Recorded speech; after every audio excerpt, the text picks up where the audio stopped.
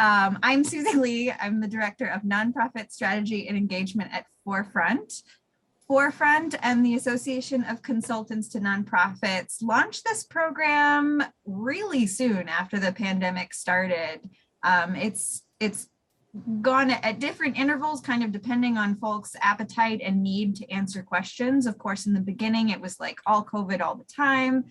But the space we really wanted to fill was the conversations that tend to happen when you're out at events or luncheons or just meeting up with friends and colleagues. We know that there's always great learning that comes from the community when folks just have the opportunity to connect. And losing those spaces to be together was detrimental to all of us, both personally and professionally. So that was kind of the birth of Ask a Consultant, was finding a way to bring folks together to have conversations about what's going on in the sector. So today's a pretty casual conversation. We will definitely invite folks to ask questions. You're welcome to be on camera if you're comfortable being on camera, be as present as you feel like being. We're really glad that you are here. This is more or less the end of my role for today's conversation. I'm going to introduce my colleague, Sammy from Urban Initiatives, who has the best energy and the best experience. And I was so excited to ask her and so much more excited when she said that she would be willing to moderate our panel. So I'm just going to leave it at that and let her introduce herself and go from there. Thanks, Susie. Hi, everyone. I am Sammy. I work as a special projects manager at Urban Initiatives, which is a nonprofit that focuses on serving Chicago's youth through the power of sport and play and social emotional learning. I am housed within our partnerships and development department at my organization. So I work a lot with partnerships within CPS, with other nonprofits, and then within development, also with corporations. And so I am so excited to be the moderator today. Hopefully you'll hear less of my voice and more of the voice of our beautiful panelists who have joined us as well. So before I actually start that introduction, what I'm gonna do is I'm gonna pop up a Zoom poll. And this poll is just sort of helpful for, I think, us in the room to get to know each other a little bit more, and also for the panelists to get to know who's in the room. And this poll is going to ask, what type of partnerships are you interested in learning more about today? And you can select all that apply. So take a look at that list right now. It should be popping up. There's like a little poll, that screen that pops up, and just select all that apply for you. I'm actually going to take a moment and also select my interests. And you can press submit, and we'll take a look at the results of that Zoom poll after our panelists have introduced themselves. So we're gonna start with David. And in these introductions, if our panelists can just share your affiliation and what your role is at your organization as it pertains to partnerships.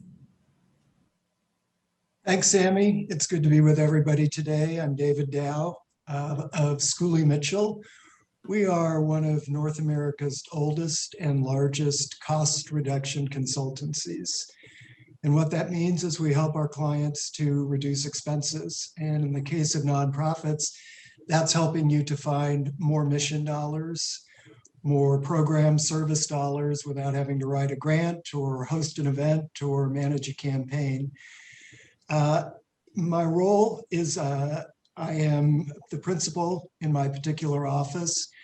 And for today's discussion, I'm also reaching back into my for-profit background because partnerships and collaborations to me often mean opportunities for a commercial venture, whether it's a nonprofit being featured in a catalog, a social enterprise. So I think I'm going to bring a bit of a different point of view in what partnerships and collaborations can look like today. Thanks, David. When you said finding more mission dollars, I know that piqued my interest as well. So thanks for sharing that. We're going to pass it over to Tracy. Hi, peace and blessings, everyone. My name is Tracy Lewis. I'm the CEO of Lewis and Associates. We are a Black woman-owned consulting firm based on the South Side of Chicago. Although I started in Detroit, Detroit, Michigan, so I have to be very close to that relationship and that the affection that I have for that city there. Our firm focuses on community engagement, strategic planning, project management, and capacity building for nonprofits and small businesses. I, as the CEO, have a 16-year background in community and economic development. And so working across several sectors on just holistic community development. So the lens that I come with in terms of partnerships is very much from a base of how can communities be intentionally engaged with organizations, businesses, and the entities that are in those communities.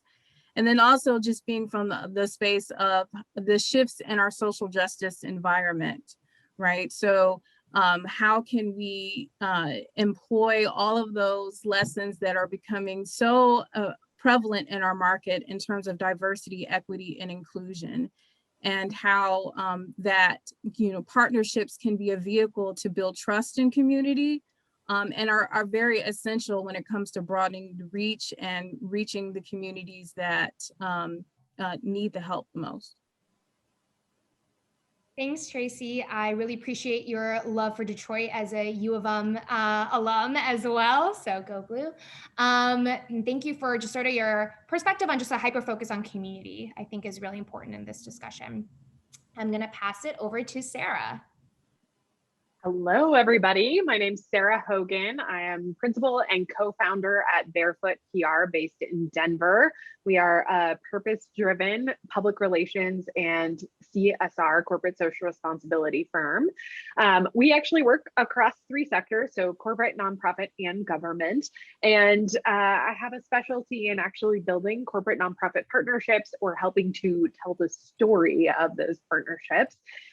In addition, I have a focus on how to help partners better communicate with one another and with all their stakeholders about a partnership, whether that's between a government agency and a nonprofit, 2 nonprofits coming together. So I like to think if you have a question related to words or storytelling, I'm your person. In addition, if you're very interested in how you go about building or enhancing a partnership with a for-profit entity, I hope to be able to provide some advice for you as well. Thanks, Sarah. And last but definitely not least is Brian. Hi, everyone. My name is Brian Lubner. I'm the president of BLVE, or Believe. For the last 30 years, I've been a producer in the performing arts world. And for the last 10 years, I've also been consulting with arts organizations, cultural organizations, and those in the social justice area. We focus our attention really on an organization that's ready to transform. And for the last few years, we've been really focused on life cycle of organizations and organizations understanding when it might be time to merge with another organization or close their organization or find a new way to serve their community. And we do this through strategic planning and strategic frameworks. We help people recruit new leaders. And we also do a lot of work in the leadership consulting area. And I'm very, very happy to be here with this group of consultants. You all are in for some fun conversation. Thanks, Brian. Before we actually enter into our first topic, I'm going to pull up those Zoom poll results. So I'd love to kind of take a look at who's in the room and how they answered those questions. And I also just want to encourage folks that as we're going through this session, to put any questions that you might have in the chat, or even just some reflections you might be having, you can put them in the chat, you can message me directly. And our panelists are kind of equipped to either maybe just pause and answer the question right then. And if not, then we'll try and save some time at the end to also get to some of those questions. So you can probably see the poll results at this point. I love this range. It seems like everything's kind of within that 60%, 30% range. So that's amazing to see kind of that large range of interest. And we see there's high level interest for nonprofit and for-profit partnerships. So I'm super glad that we have the group together that we have today, because I think that there's a lot that people can speak to on that as well. So appreciate everybody's engagement there. So we're going to start off with just an introduction to partnerships. When we say that word partnerships, it can mean a lot of different things. And so I'm going to start with Sarah and ask the question, what do partnerships look like across the nonprofit sector for you? And what do you think about when you hear the word partnerships? Thank you. I appreciate that. So most often when I'm looking at a partnership, it's really that corporate nonprofit kind of coming together under either a CSR or a corporate giving program. And I have to say they take on a lot of different qualities. Sometimes they're very transactional, and other times they're very complex and they're mission driven, kind of each of them engaging together to support like a strategic initiative on both sides. I think most often when I'm approached about that, what I hear from, especially in the nonprofit side, is I want to increase revenue, or I feel like this is a trend and I can't say no. From the for-profit side, what we hear is that they have a problem to solve with employee engagement, or they have a problem to solve where they're saying, we need to increase our engagement with stakeholders in a community. Now, I don't think that those are healthy sorts to relationships between the two, but that's usually the most common starting points that we hear. What I think about when I hear corporate nonprofit partnership in terms of a healthy way is two people really aligning along strategic initiatives. So saying, here are the skills we have, here are the time we have, the resources, the money, the talent, whatever, and saying, what can we do together to make a better impact that we couldn't do alone? Those are very time consuming and involved, and they take a long dating process to get there before you start to get into a marriage that's really successful and healthy. And sometimes along the way, I think they need some relationship counseling, but that's what I hear when I think of corporate nonprofit partnerships. Thanks, Sarah. I'm going to pass it over to David. So I mentioned my background in design, product development. So for me, partnerships and collaborations have a specific ring to me, and that is that how do we bring together a nonprofit and a for-profit in the commerce area and provide both revenue but also needed exposure? If we can create a relationship for a nonprofit that a Patagonia is interested in, and Patagonia is a great example because they do a lot of focus on environmental issues, child labor issues, important key things. Now, they are a catalog company. They are selling product, but they have the ability to feature nonprofits to millions and millions and millions of people.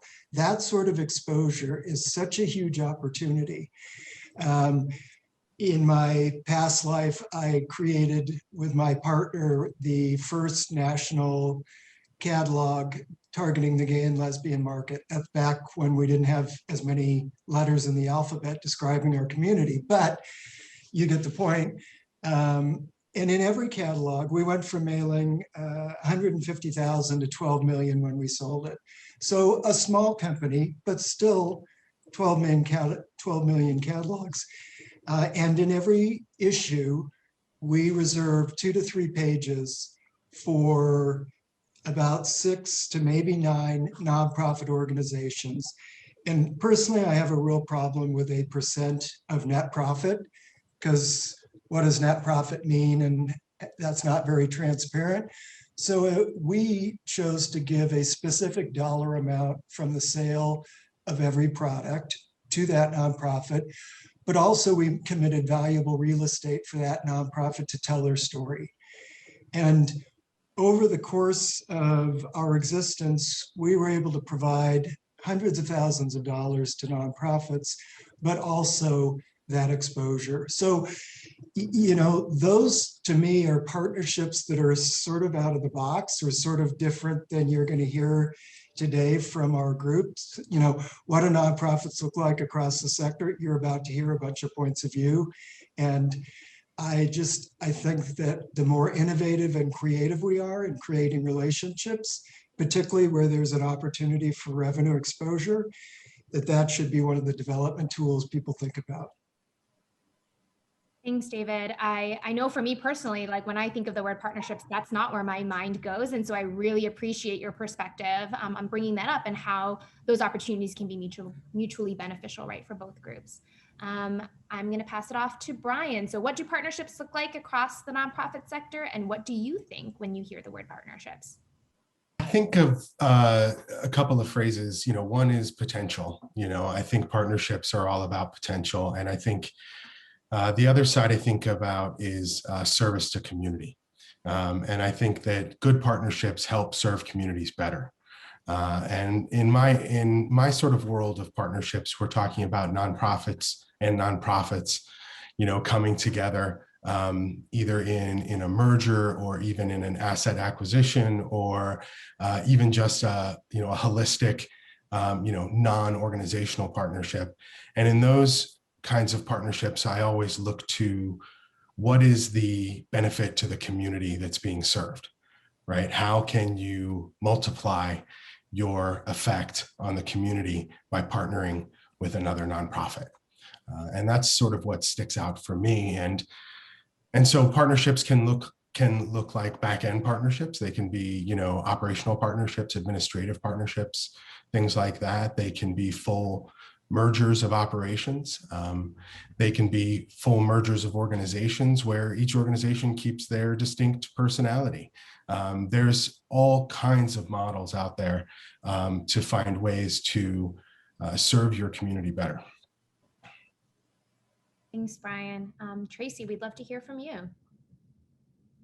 So I really want to tap into a couple of points that all of my esteemed fellow panelists have said, but really first kind of building upon what Brian has said about being, better servants to communities. So when I think of partnerships, I think about how can we leverage the collective genius that's in an institution to create collective impact, right? I think, being in the nonprofit space, we know that we have to do a lot with a little. And a lot of times, our philanthropic environment can kind of create competition in that space. And so, it causes us to think about how we can do the most with the little and get as many dollars as we can. But, that, creates an environment where there's a lot of division. And a lot of times there's a lot of nonprofits out there that share a mission or have a shared vision. And so, partnerships really create an opportunity to collect and combine those shared visions to have a greater reach into community. And kind of tapping into something that David said in terms of when we think about public and private partnerships and how that can be an opportunity to generate revenue. Sometimes in the fundraising world, we think of the perspective, oh, okay, this is sponsorships and creating brand awareness. But, I came across an interesting statistic the other day that talked about how millennials is the largest living generation. And that generation is really focused on understanding the social story, and being very in tune with how organizations operate, and it's pushing corporate partners to be more invested in social good, right? So from a nonprofit perspective and looking for corporate partners, there's an opportunity there in terms of how can we connect with a corporate partner to leverage their interest in investing social goods, which at the end of the day can also translate to brand awareness, because we know that sometimes their audience cares about that. But then there's also an opportunity as well to get that story about that nonprofit out there so that it becomes an opportunity where there can be some reciprocity around generating brand awareness, but also generating revenue. Right, you can have buyers for one company can turn into donors for a nonprofit. And with all of that, from a programmatic perspective, in terms of that dating each other, in terms of nonprofits getting to know each other, again, we're always operating in an environment of scarcity, right? So if there's one nonprofit that works in a particular region and you're both working for perhaps reducing childhood obesity, but one organization has a strength in one particular area, or they have funding that's on the clinical side of that, and there's another nonprofit that has a specific focus on community outreach in that space, how can those resources from those two organizations be joined together to, again, get to the space of, creating a shared vision and leveraging collective impact and increasing that value? I feel like in everybody sharing so far, it really makes a case for how beneficial partnerships can be. I feel like I'm now, after hearing that, I'm like thinking about, okay, we got to go out and, do partnerships all over the place, right? And I think I'd love to kind of open a conversation around, before taking that step, what does it mean to be ready for a partnership, right? Maybe internally thinking about what do we kind of need to set in place? What sorts of questions should we be asking ourselves if we are, and in thinking about if we're ready to enter into partnerships with others? And so I'm going to start with Sarah. If you can kind of share a little bit about what does that mean, and what should we be thinking about before we're entering into that partnership space?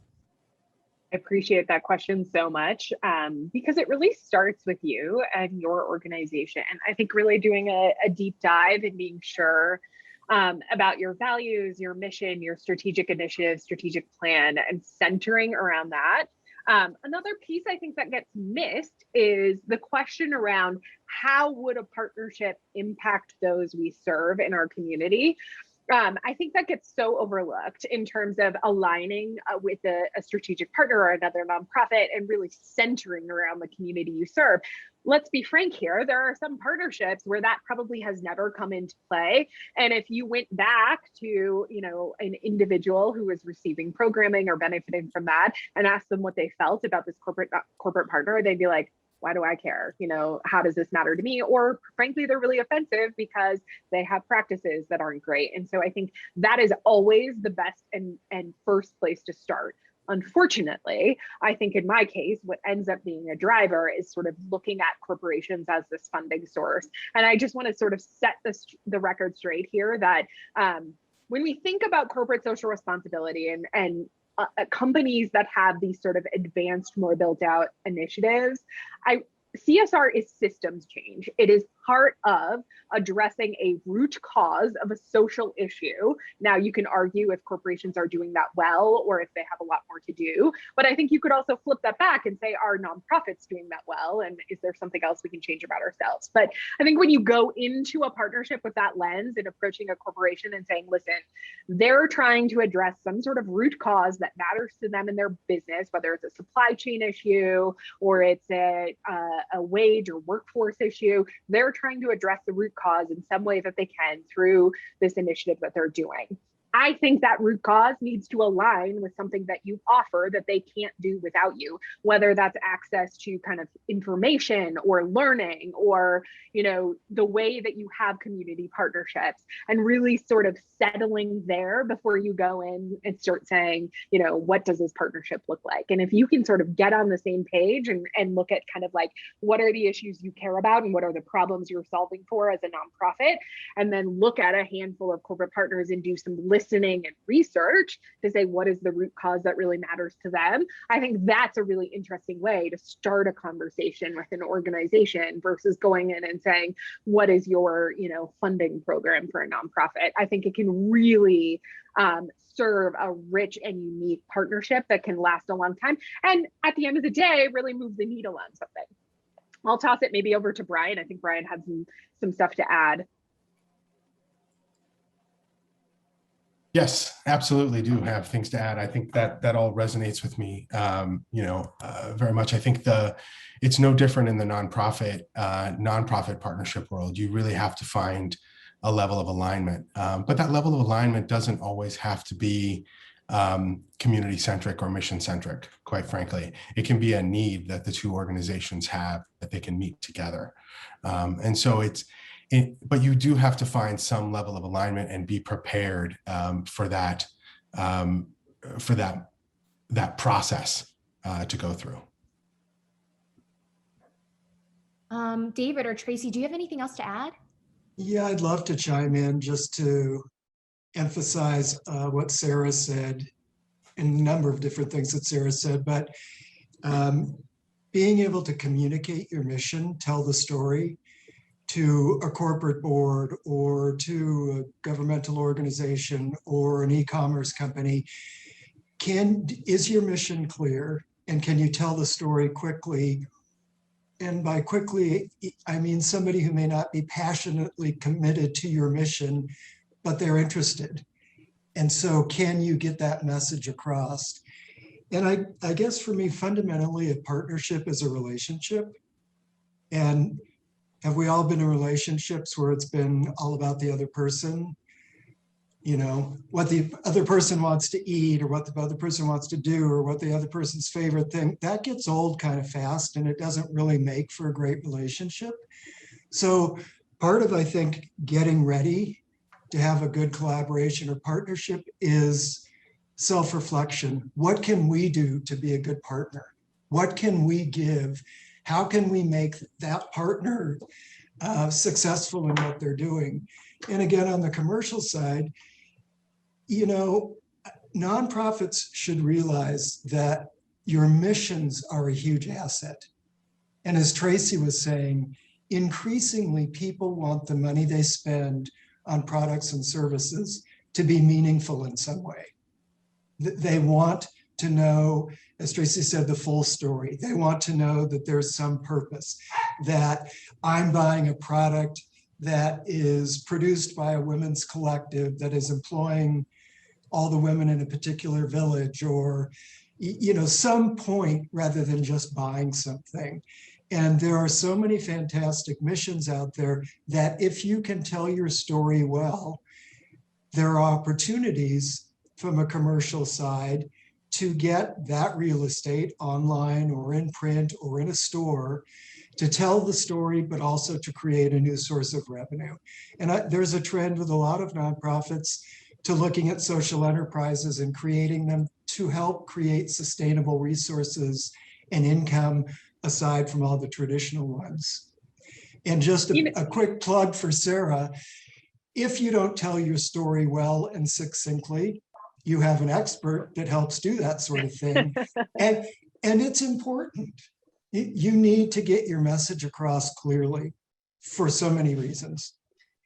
I so appreciate that. I think obviously it's challenging for all of us when we work inside our organization day in, day out, and we're so in the weeds, like, you know, everything. And it's like, which are the pieces that I want to lift forward to be able to tell? I'll tell an anecdote, you know, we present on this topic quite often, actually, and we have a bunch of quotes in our presentation from actual people who work inside corporations who are doing with us. And one of my favorites is the statement that says, I don't like it when I have a meeting with a potential nonprofit partner. I go to their website and I can't tell what kind of partners, like what kind of corporations they're looking for, what it is that they do for them. And like, I'm really unclear about their mission. So, you know, they're doing research on you too, which I think is important. I also just want to add one more point. You know, David mentioned really getting clear on what it is that you want to bring to a partner or what you want out of a partnership. I think it's equally as important to talk about what you don't want. Like the can't stands are as important as the must haves in this relationship. Like if you do not have group volunteer opportunities and like it's not going to make your mission go better, don't offer group volunteer opportunities, because nobody wants to support something that isn't actually doing good at the end of the day just so that they had like a team building activity. So I think, again, like the must haves and the can't stands are really important on both sides. And I think, you know, every nonprofit has those can't stands, right? We all have those things where we're like, we know that this doesn't help our mission at all. And so I think being really clear on those things with your partner is such a good point. You know, we keep kind of talking about this beginning stage, right? Before even entering into a partnership, what are some of those things internally that we should be thinking about? And so I want to transition us into just a conversation around that life cycle in partnerships, right? Whether you're having a partnership with another nonprofit or with a corporate partnerships, every partnership goes through a certain life cycle. And I know that some of our panelists kind of gave the word around dating and relationship. And I know, Sarah, you have an example that you kind of wanted to share with this group, and thinking about this life cycle, those steps of it. And then we'll kind of hear from the rest of our panelists as well about how you would define your approach to managing this life cycle and the partnerships that you work with. So Sarah, if you want to pop up that graphic. Awesome. Oh, Sarah, you are still muted. I thought I unmuted, but I did not. You can all blame me for relating partnerships to dating, because in my world of communications, we like to create those very simple analogies for people to understand. This is a graphic we use a lot. And obviously, I think, Brian in our prep session reminded me that dating, it's going to take a lot more than 3 dates in some of these partnerships to make them really stick. Much like my own relationship with my husband, it was not 3 dates before we got engaged. It took a minute. But, I think this is just a quick way, I think, and it can be helpful with teams. Not everyone on your team is going to be a person who is involved in partnerships. And so I think this is an easy way to help people get up to speed on what you're doing and what you need to do to get there to be able to do that. So, this first bucket is really about determining your values, like who are you, what matters to you, what doesn't matter to you. The second is this piece that, David was talking about a little bit here, is building your profile. Can you articulate who you are clearly to someone who doesn't work in your sector, or may speak kind of a different language or a different version of the language as you? And then I also like this thinking like a potential partner. So really thinking like, what is it that they need? Where are they going through? What kinds of questions do I want to ask? Nobody wants to be on a one-sided first date, right? The next piece is really that browsing for partners. So doing a little of your own research to be like, here are some people who might align. One thing we like to do when we're helping nonprofits to figure this out is to go through kind of like a prospect list, much like you would do with donors, but really digging into those CSR pages, being like, this is something interesting we've seen them speak on recently. It aligns with us in this way. So doing some of that background research, and going through that. And then it's kind of the dating, right? The first date is really like casual. One of the pet peeves is we hear often is that people, like nonprofits, come to the table and they've already planned the ask before they've even gotten to know the partner. And nobody likes that setup. Like they want to be asked questions too, like, let's get to know each other. Maybe we have something in common that isn't about this partnership. Don't overshare. Don't come in with your pitch deck up front. Just, make sure you're there to just kind of listen and learn. Set up the second date. If there are those sparks flying, the magic there, sharing your hopes and dreams. This is like inviting the idea of, doing a partnership together. What would it look like? Let them contribute some of their own thinking. And then, in this idea of the third date is really that making the proposition, sealing the deal, thinking about it. And then, as we know, the secret to all relationships is really what you do once you've gotten married or engaged, or, you moved in together. How do you show that respect? How do you deliver on those promises? Making sure you're keeping it fresh, that like what you were delivering in year 1 doesn't have to be what you're delivering in year 2. Making sure there's that good give and take, setting time to communicate with one another. One of my favorite questions to ask as part of this process is, how do you want to be communicated with? I think that goes to this different kind of language. I think sometimes we're so used to communicating like we would with our other nonprofit partners or our foundation partners, and we're sending these lengthy pages of reports. And at the end of the day, what some of our partners want is like, illustrate a story of impact for me and give me 3 numbers. Like, I don't need, 25 pages to sift through, because frankly, I don't have time. I need you to plug it into this thing that we're tracking to see how we move the needle. And then really thinking about how you nurture it over time. What are you inviting them to? Are you keeping them up to date on what's changing inside your organization? But really, having that time to do those relationship check-ins. Again, I can put this in the chat. It's available to anyone, but it's just a really quick way for us to sort of center this conversation around partnerships. But I know the rest of the panelists have different ways that they think about this too. Yeah, and Tracy, I know that when you're thinking about partnerships, you're working with full communities, right? And that can make that partnership cycle can get real complicated really fast as well. And so we'd love to kind of hear from your perspective, what that life cycle looks like in your space, and where you've seen, things go well and where some difficulties have shown up in that. Sure. So it's good to know the background of who you're approaching, right? Especially from a standpoint, especially like for the corporate partnerships, Like if you know that the end goal, I so much agree and so much appreciate what Sarah is saying. Like you don't come in and say, give me $1 million. Even though at the end of the day, that might be what you want. I want $1 million. You do want to kind of find out, what is the pain point for this organization? What it is that they're looking for. But, something that, I believe in the KISS method, right? Keep it simple. We're going to leave off the other S, but we're just going to say, keep it simple, right? For those that are familiar with the acronym. And sometimes that goes with just leaning in with common sense and understanding that first impressions are everything, right? So you don't want to go into that first date, that first instance, and, starting off the life cycle of the partnership or the relationship on the wrong foot. So like you don't show up to your first date with someone talking all about your ex, or like if you're going to approach Office Depot about wanting a particular partnership, you don't show up with a notebook that has staples all over it, right? So I mean, it's really, that life cycle of partnerships really starts with getting on the good foot, but then also understanding that the other thing, since we're talking about love, relationships, and all those types of things, I really also want to chime into something else that Sarah said in terms of understanding that love language, right?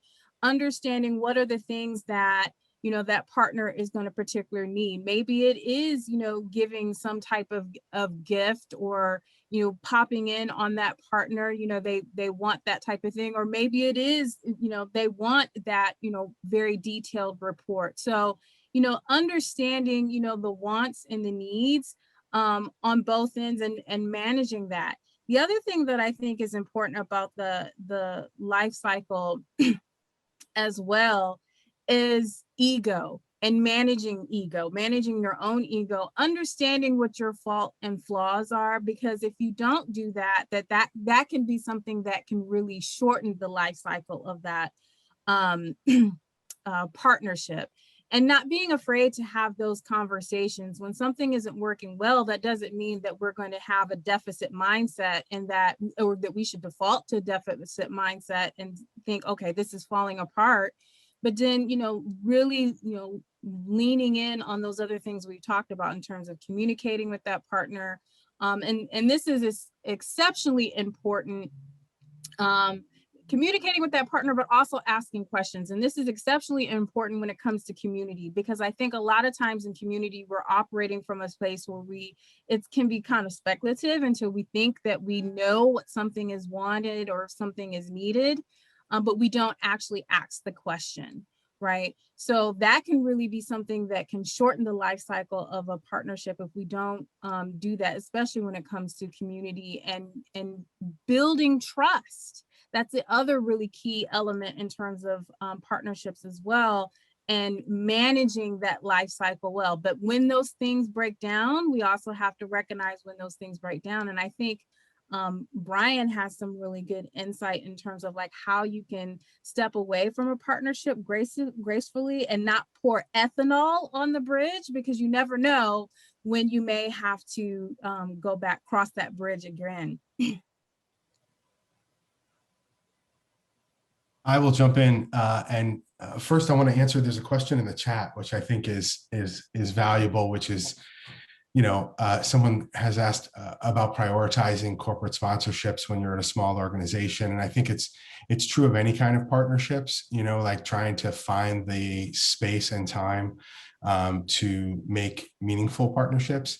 And I think, there's no easy answer. And I think it really is about investment. It's about investment of time and effort and money potentially to be able to seek out the right corporate partnerships. But I think it also gives you another opportunity for a second level partnership. If you're a small organization, perhaps there are other small organizations that are looking to do the same thing you are, and you can band together and work on reaching out to corporations, with your distinct missions, with a group mission for the work that you're doing, whatever that might be, because and finding potentially, individual donor money or foundation money to be able to support building a corporate program. It is an income stream that organizations, especially small nonprofits, can greatly benefit from. Brian, I would love to chime in on that question too, if you're okay with it. Yeah. I think one thing that we've seen evolve is that all of a sudden, in this sort of trendiness of talking about corporate social responsibility, which is super meaningful, is that we've almost decided that sponsorship is a dirty word, that like no one should be pursuing straight up sponsorship dollars, that we should all be going to the CSR. And let me be clear right now that sponsorships are still very much alive. Corporations looking for marketing dollars are looking to spend marketing dollars are still very much there. And they often come from a very separate bucket than the kind of traditional CSR dollars. And so, my response to Dana would be that it sounds like if you are small in an arts organization, I certainly have been involved with one myself that is all volunteer run, a community orchestra, we don't have paid staff, like that's a lot to prioritize. And what we've done is say like the best route for us is frankly sponsorships.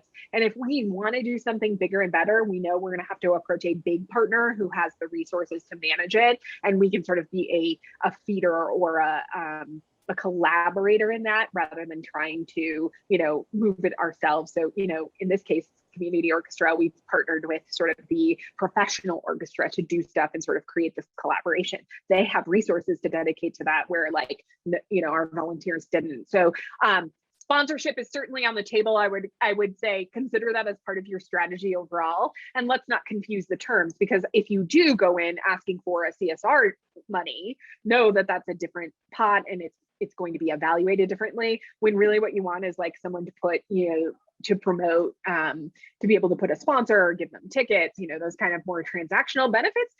That's all real, right? And people need that to support sort of business development or, their own branding and marketing opportunities.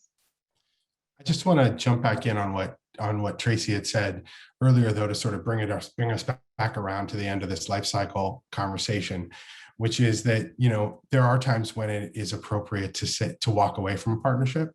And how you do that and the way you do that, I think, is very important. I think that, and it's the same of ending any kind of program or organization or partnership is you really have to look at the best possible exit, right? What is the way that you can leave smelling like a rose and being the bigger person, perhaps, in the moment, and being able to set yourself up for a positive recommendation or reference from that contact and still be able to move on and find other opportunities. So I think strategically planning how you're going to exit a partnership is as important as strategically planning how you enter a partnership, because I think both are very valuable. Thanks, Brian. I want to call David into this conversation as well. If, as you're thinking about that life cycle, are there any parts of that cycle that you want to kind of highlight or, see as, parts of the life cycle that we should be focusing on as well? I think the group has covered it really well. I would just say as kind of a case study,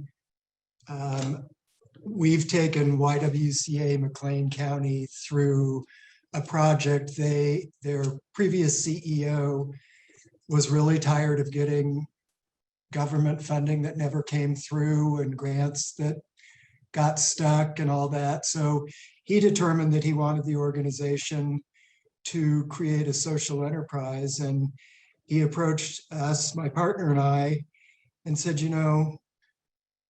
we need your expertise. We need your guidance because we've been floundering on this for maybe 24 months. And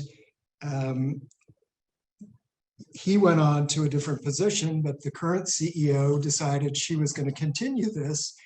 And so we brought all the stakeholders in and talked about a lot of different concepts, talked about trying to get clarity, all of that. And interestingly, our life cycle followed very much what Sarah had in her chart. There's all those things, starting with clarity of mission.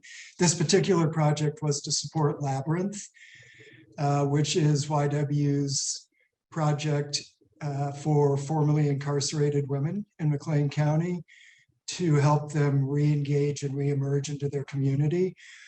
We throw people in jail. Oftentimes, the women in our program have lost their homes, they've lost their jobs, they're separated from their families, and they're supposed to re-engage and be productive on day one. It's an unreasonable expectation. So this program is a terrific program that provides safe housing. It provides job training. And this social enterprise has been able to provide apprenticeships when jobs sometimes for people with records are very difficult to get. So, you know, I guess all of that is to say they didn't have all the skills internally, but they identified what they needed. And pro bono expertise is out there. People want to help, people want to give. And so as we're talking about partnerships, I'd like people to broaden their mind a little bit about it, because it doesn't have to be two entities. You can have multiple people or organizations with expertise that can come together to help a project. And I would say our small project that started in McLean County now has national representation around the country. It has a world-leading fragrance designer, a global fragrance house that has donated fragrances, because everybody so believes in this mission that is really clear and articulated. So I'm a little off topic here, but I just kind of wanted to say that even in my world of a collaboration or partnership that's on the commercial side, it still follows a life cycle. And you have to do all the things as in the other partnerships we're talking about, but bringing in help to do that, particularly in the types of partnerships I'm working with, you don't have to have all the right skills in-house, but you need to be able to identify them and bring them in. Thanks, David. Before I move on, I'm actually going to kind of turn over to our participants who've joined us. And I'm going to ask a question, and I'll put the question in the chat as well. Before we move into the next section is around just our panelists being able to share some resources and tools that they found really helpful. But I think it would be helpful for us to sort of know from those who've joined us today, what is your biggest pain point or struggle with partnerships? So maybe you are in a partnership right now and already kind of have, a struggle that you're thinking about, or maybe you're anticipating, a future pain point. So feel free to kind of put those in the chat. I think it would be helpful for us to just hear from each other, and then also for the panelists to hear if there is anything that they want to speak on as people share those struggles or pain points. But in this moment, I know the panelists have done a little bit of pre-work, which we're so appreciative of, and just thinking about some of those favorite tools and resources. And really, we are so grateful for everybody to join us today to not only learn, but hopefully walk away, right, with something that's useful and actionable as well.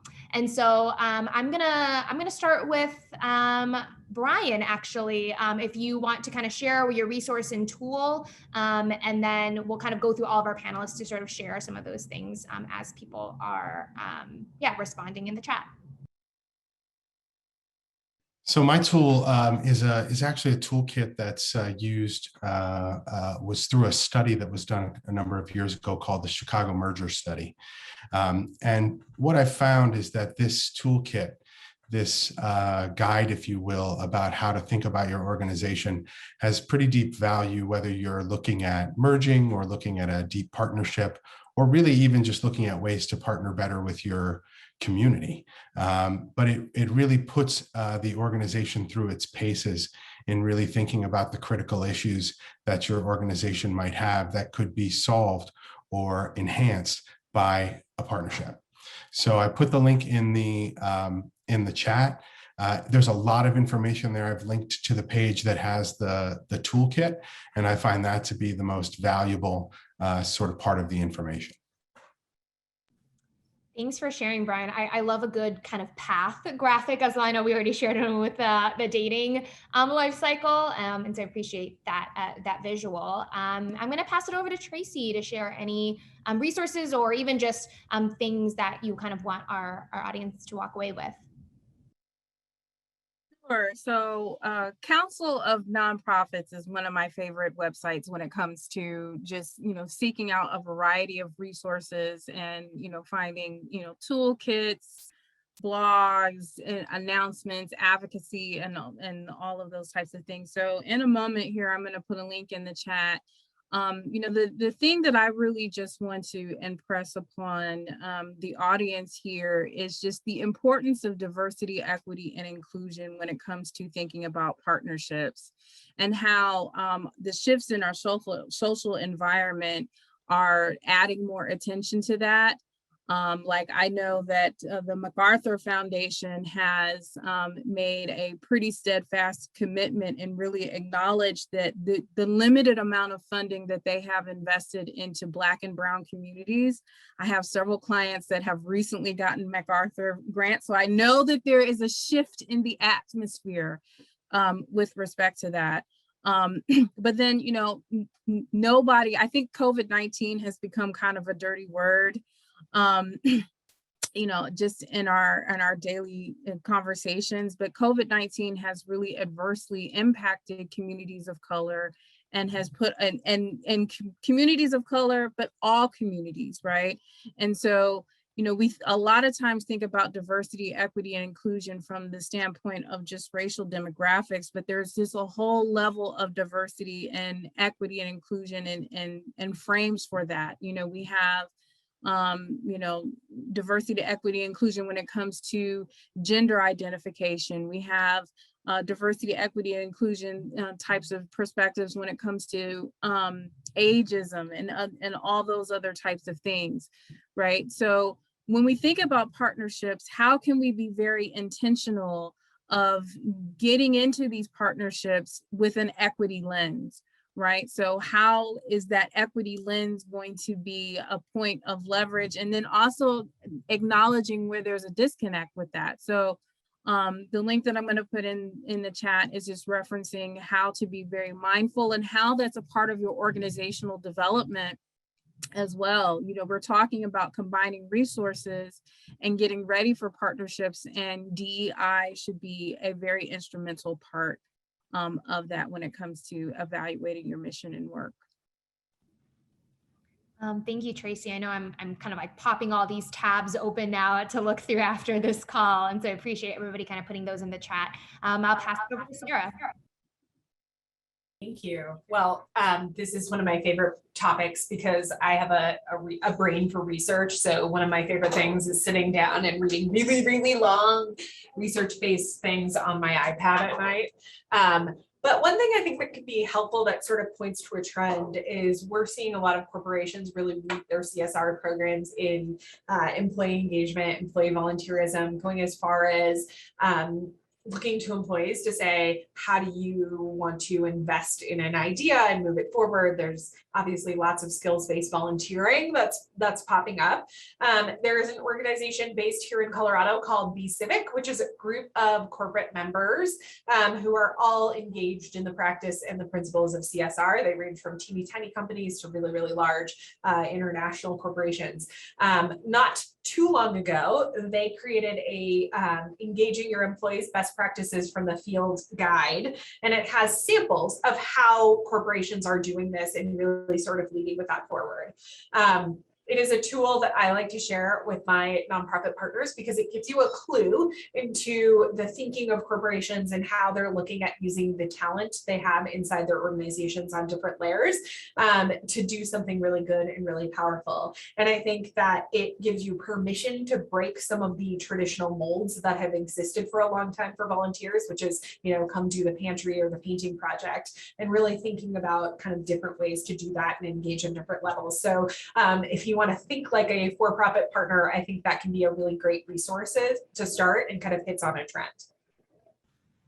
Thanks, Sarah. I know being in the nonprofit side of things, it's always great to see that you can get a little peek into the other side and appreciate that as well. And we will pass it over to David.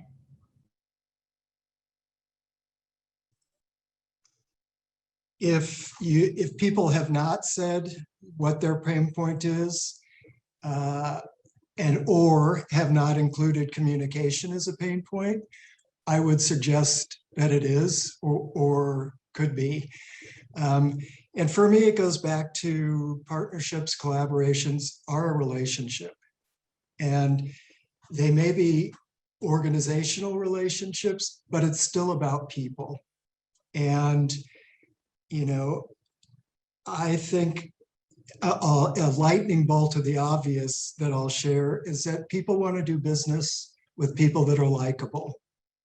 So, you know, you want to invest in a relationship. And there's something called distinctive value that I have used for years and years. And it is, you know, it can be sending somebody an article that is particularly meaningful that you know that they'll like. It could be flowers, it could be a bottle of wine. Gifting small gestures, volunteering your time at an organization, investing in the relationship that you want to have. And what you really want is the lifetime value of that relationship. You don't want to just have a one-time deal. So my tool is distinctive value, but my real guidance here is consider these relationships that you want to invest in, that you want to build, you want to grow, and it takes a personal touch. Thank you all for sharing those amazing kind of just tips and resources as well moving forward. I know that we are kind of moving into our final, half hour of the event that we've sort of reserved for some Q&A time. And so I know that some folks have just been putting questions in the chat throughout the event. So feel free to continue to put those in there. And as they come in, we can address them. We did actually get a few pre-submitted questions from folks as well. As you're registering for the event, you could submit a question. So we got a couple there. So we will start there. But as you're just thinking about, what people have shared so far, or if the new question kind of pops up, just go ahead and put that in the chat and we'd love to answer. So the first question that was pre-submitted is, we're thinking about that life cycle, and we've gotten to the stage where the partnership has soured, right? So how do you salvage a partnership that's gone wrong? So maybe you want to continue a future partnership with somebody, but you're at a point where maybe like right now is not the right time, and you want to think about salvaging that relationship and that partnership. I'm going to start with Brian. Brian, I know you've already kind of shared a little bit about this, but if you wanted to add a little more on maybe that maintaining of that partnership moving forward. So maybe it's not even you want to cut ties at this point, but it's sort of this is not the right time, how you can start to address those needs then. I'll actually send it over to Sarah first, because I think Sarah will speak more to the strategies internally on that. I want to speak to a little bit of how to preserve the relationship while perhaps not preserving the partnership. So, it happens. And it happens in all relationships. I think we jokingly call it the 7-year itch, where it's like, maybe we've gotten a little off track. We're not sure that we're like, 2 ships passing in the night. Is this healthy? And I always think the best place to start is just to call a meeting and call it out, to say, listen, we've realized that we're not getting what we wanted out of this. And maybe we've gotten a little off track and you are likely feeling that way too. We'd love to bring everybody together and just bring a handful of those things to the table so that we can talk them through. I think where this goes wrong so often is that we just ignore it because we're afraid that the funding is going to go away, that, if we draw light to it, maybe our partner doesn't feel this, or that somehow we're going to go bad. And in reality, when you're more upfront, I think people actually respect that more. And it shows a real commitment to wanting to either work it through or to find a solution to get out. I can tell you from my experience that if you feel it, the other partner probably feels it too. If you are struggling to if you're struggling to like justify that the funding might go away, the chances are that the funding probably is going to go away. Like, especially in corporate partnerships, that the funding is really fickle. So you often don't have control over that. And they might be feeling an awkwardness before they're getting ready to tell you that their strategy is changing. And I always think it's better to go in up front and know, and then get some insight into where they're changing or what they're doing and go that way than another way. But really sort of calling that meeting convening, I think tracking along the way is really helpful, being upfront about it. In terms of communicating out, I think so often it's like, if you can suggest how to communicate the end of a partnership, then you at least have control over the message, being kind of direct and saying, listen, we've done so much over the past 7 years. Here are some of those accomplishments, and we will remain, aligned in partnership and in value, but have decided that we each have this moment to pursue where our strategic initiatives are taking us, right? Like, you can control that message. And I think, it's like people will speculate, but at the end of the day, you've really given them nothing to talk about because you've already said what's going on. And I think that can be such a key piece to this element, is just really communicating up front. Brian, I'm sure you have some other pieces to add on that. Yeah, no, and I would just say that if you get to the point where the relationship has soured to the level that level of communication has failed, or you're unable to come to something together, I find that turning that moment around and coming back to them and saying something to the effect of, like Sarah said, this partnership has been wonderful for us in the past. We'd like to find a way to sunset this relationship in a really positive way. We'd like to give Toyota the special award this year at our benefit, and perhaps take like an exit, grant from you in that sense. Sometimes I love suggesting an exit grant. You know what I mean? That's like, amazing. I'm gonna take that in the future. Right? Like but thinking about it creatively and going a little bit outside the box and saying, look, we don't want people to say like, oh, well, I guess that relationship is just bad for you guys in the end. No, we want to be like, look, we were together for this amount of time and it was really positive. And here's pictures from the party we threw them at the end, thanking them for their 5 years of helping us, And I think if you can try to turn it around to make it a more graceful, a more thoughtful, sort of exit, then it puts you in the position to be able to have your contact from any other corporation call that person and say, like, hey, how was partnering with them? Well, it was great. And when the time came, they were great about, ending the partnership and moving on. Like that's a good review. So I always love the idea too, I think Brian just like one-upped me in this by asking for an exit grant, but the other thing I love doing is like, if you have had this impact, likely those people run in circles with other people who are looking for a partnership or are doing really strategic things, just asking them like, listen, what it's like to work with. Is there anyone else that you think we might align with that you can help me to meet or to talk about? And I think like people are so happy to make you someone else's problem, and not that you're a problem, but like it gives them the out where they're like, oh, I feel really good because I helped you. And then you also get something in return, which is like, the recommendation, which goes so far. But, that can also be a great way to be sort of a gracious breaker-upper, conscious uncoupler, to use a Gwyneth Paltrow word, I guess.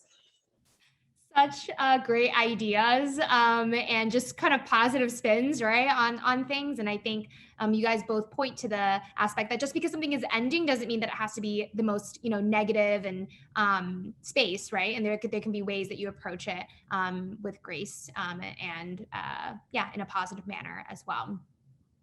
Continue. If you have any other questions, put them in the chat. One of the pre-submitted questions that we have is around examples or sharing examples of innovative partnerships and collaborations. And I think this question can go to anybody. The particular pre-submitted question did ask about those collaborations emerging among art organizations. So I'm going to start with Brian, but any of our other panelists, as you think about maybe within your spaces, what are some kind of innovative collaborations that you've seen so far? And we'll get to you all to share. Great. Well, I'll go quickly and say that there's a lot of examples of some pretty innovative partnerships in the arts world, but frankly, the most innovative ones are being created and invented right now.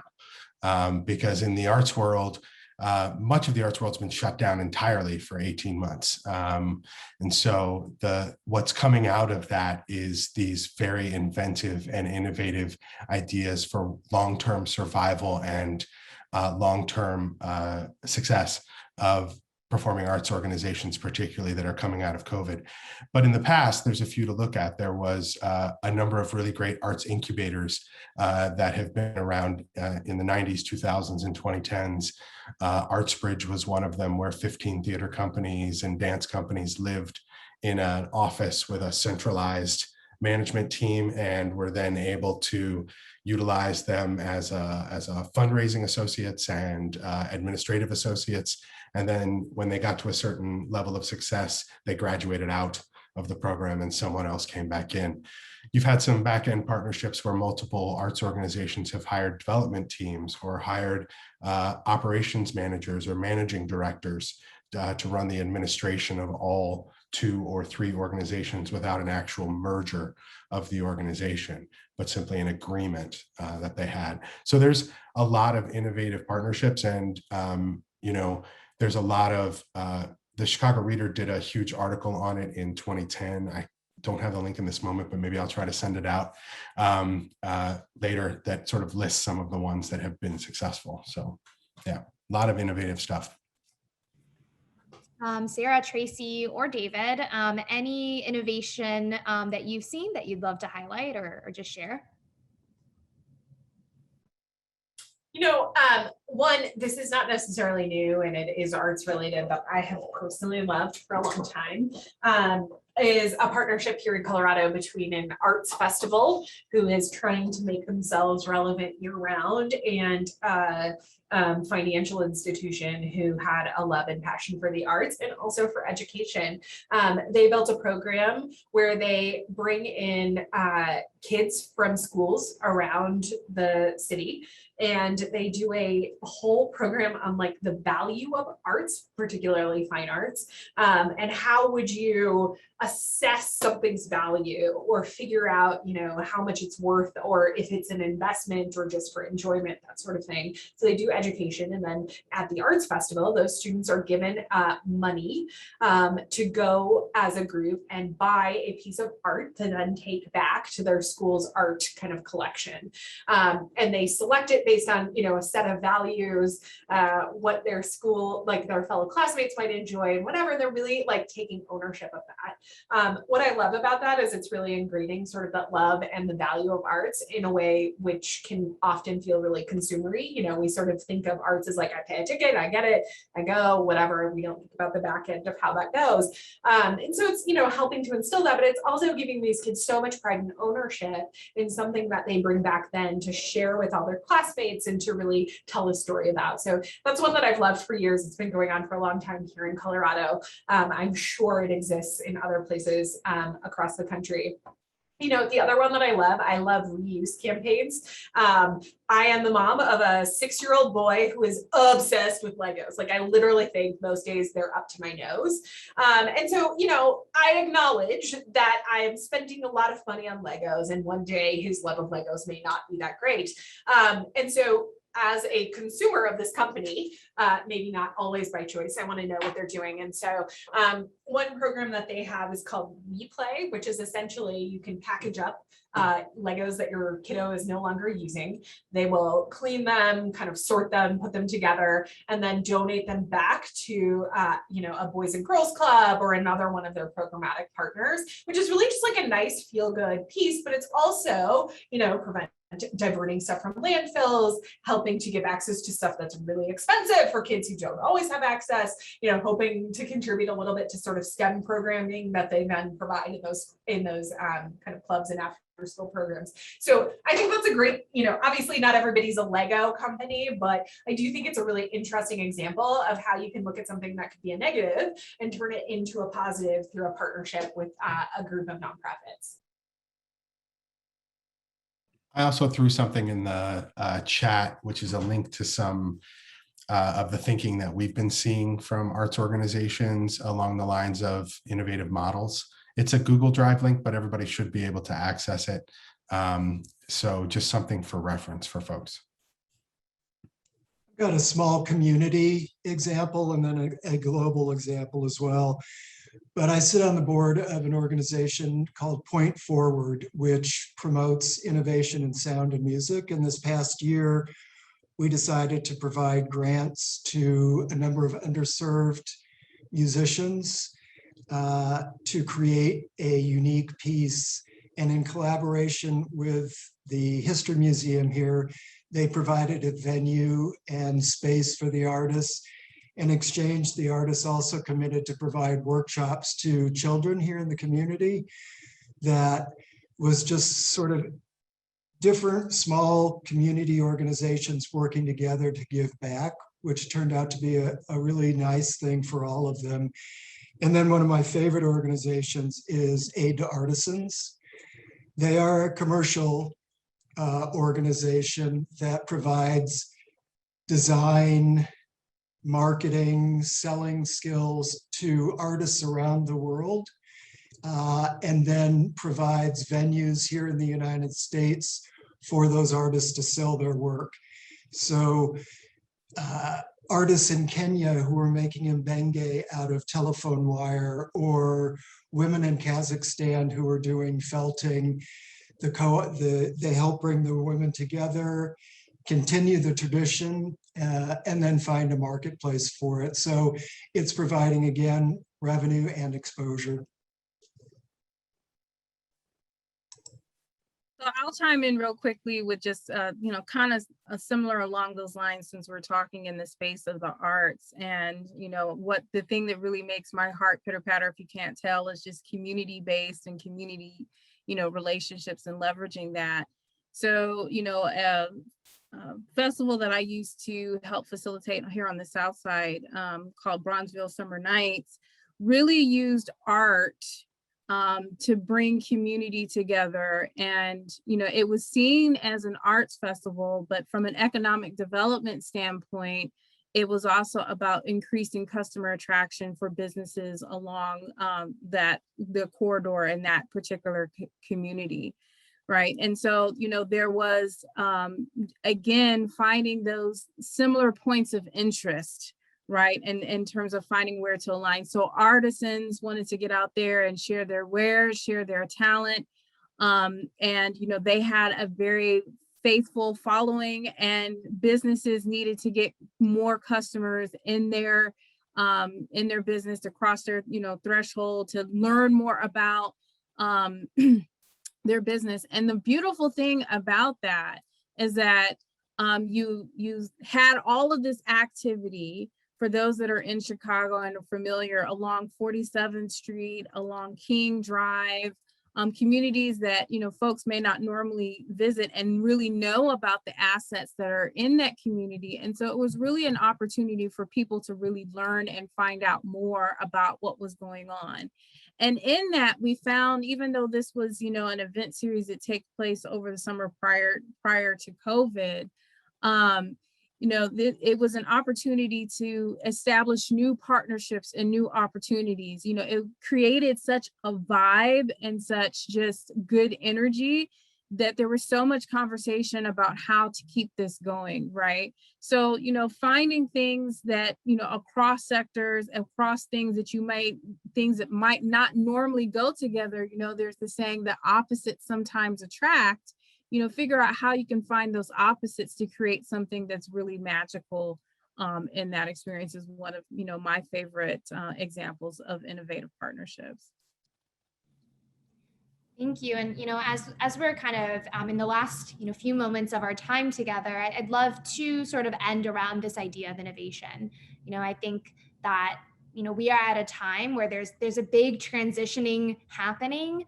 And there are, whether it's returning back to more things that are in person, or whether it's just sort of emerging, nonprofits are just emerging spaces that might not have existed prior. That the last question that we have pre-submitted is, where do you see the greatest opportunity for collaboration? So what are those spaces that excite you, that you see right now as you see as an opportunity for some of those partnerships and collaborations to happen? And I'm going to just open up the floor to all four of our panelists to kind of conclude with their last thoughts there. I'm happy to jump in. I think I mentioned it a little bit earlier, but if you are not already tracking the trend of skills-based volunteering, I think you're really missing out. It is definitely an emerging kind of corporate focus area. And the idea being that, they're looking at nonprofits and even government agencies and saying, how can we bring our skills through a fellowship or a grant to cover time to solve sort of back-end problems using our resources, our thinking, our tools, our software, whatever it is. I think especially as tech advances, both in terms of how every company is using tech and tech companies themselves, this is going to continue, and they're looking to take on sort of sophisticated, more long-term projects to build some sort of sustainable resource on behalf of a nonprofit and be able to train people to then manage it on the long term. One example, so Google runs a kind of a newer program. It's called the Google Fellowship, and they are embedding employees inside of government agencies to fix sort of back-end solutions for the public. I know here in Boulder, I think they were working on something related to maybe parking. Can't remember exactly what it was, but really thinking like, how can we absorb this tech and sort of the project management and the thinking to build something faster for a government agency than they might be able to build by themselves and do it in kind of a more sustainable long-term way. So I think it is such a cool thing to think, where it's not just like come in and be straight up, manpower, physical labor, but like, could you solve an accounting problem or a dashboarding problem or a reporting problem for us, build a better system to track impact, that sort of thing. And it's super juicy right now, and there are tons of companies kind of looking at doing that, or deploying their workforce to do it.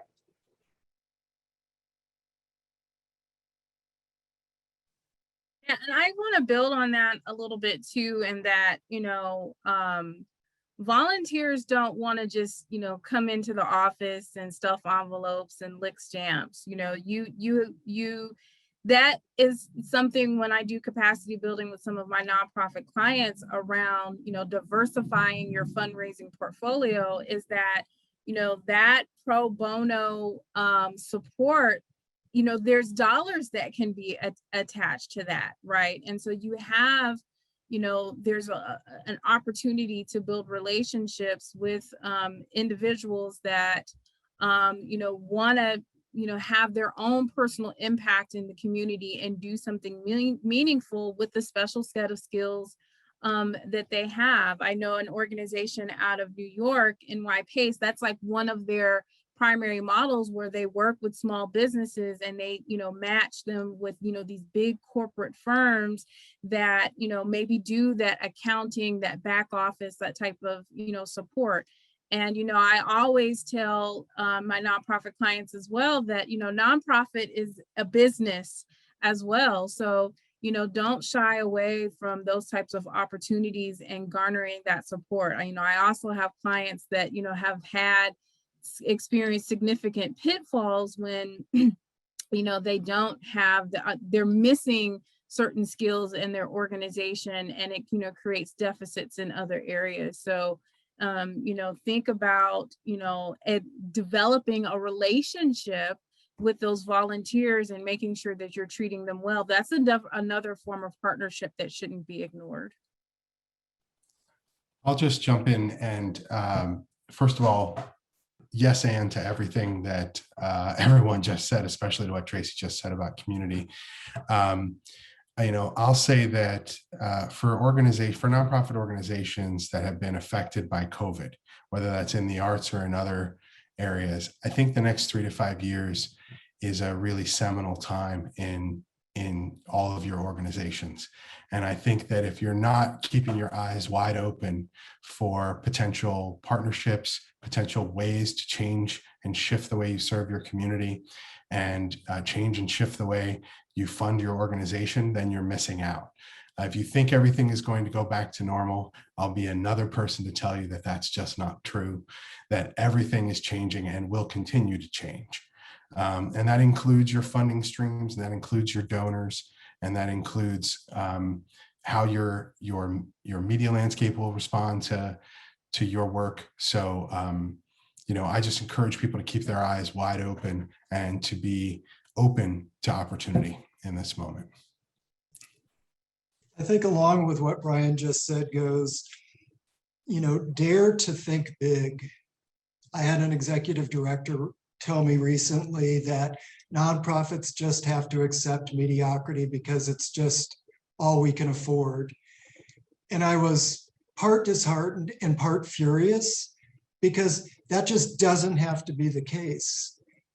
Back to our local YW, a woman that creates fragrance for Pottery Barn and Restoration Hardware, world-class brands, is donating her time to create 4 fragrances a year for us.